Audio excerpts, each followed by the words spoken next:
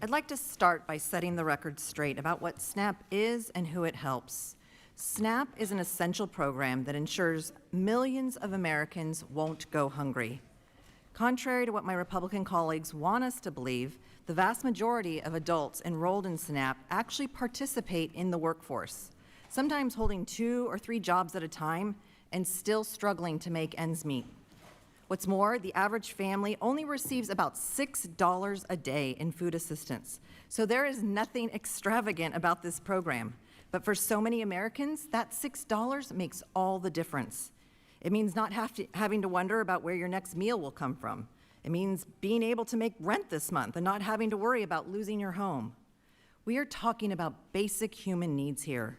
And yet, my Republican colleagues are fast-tracking $290 billion in tax cuts to this critical program. For what?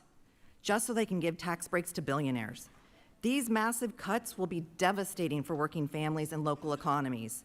Almost 800,000 Oregonians could lose their ability to put food on the table for their families, including nearly 46,000 families alone just in my district.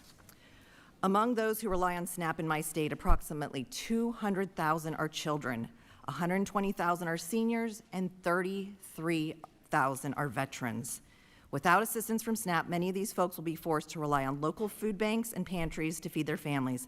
But food banks and pantries are already struggling and won't be able to fill the gap. In 2024, food banks served over 70 million meals to Oregonians in need. And to make matters worse, the Trump administration has decided to terminate the local food purchase assistance program, which pays farmers to provide food directly to local food banks, leaving Oregon growers out to dry and our food banks without enough supply to meet demand. Speaking of farmers, let's not forget that gutting SNAP would eliminate $30 billion in revenue and take away a key source of income for America's small family farms. And it would threaten thousands of mom-and-pop grocery stores and small businesses that are supported by SNAP purchases in those rural economies. These actions are intentionally cruel and wholly unacceptable. Instead of working to lower costs and helping American families right now, the Republican Party, led by President Trump, is working to keep Americans hungry. Republicans want to disguise these cuts as cost shares with states, but the reality is that states simply cannot afford to take on this extra burden. Oregon would have to come up with around $400 million to cover the state portion of benefits under this Republican proposal, and that doesn't include any of the administrative costs. As a former member of the state legislature myself, I know this is not feasible. And let's be abundantly clear, we must remain vigilant to reduce waste, fraud, and abuse. But there is nothing in this bill that would bring us closer to that goal. There is nothing in this bill to protect seniors from getting their benefits stolen by scammers or prevent fraudulent enrollment in multiple states. Instead, all this bill does is create more needless suffering and financial pain for millions of Americans who are already struggling to get by.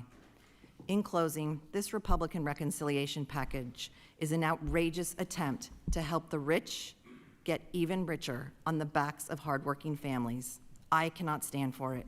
And to my Republican friends on the other side of the aisle, I care about farmers, I care about small business owners, I care about seniors, veterans, children, and people with disabilities, and I know you do too. You should vote against this shameful legislation.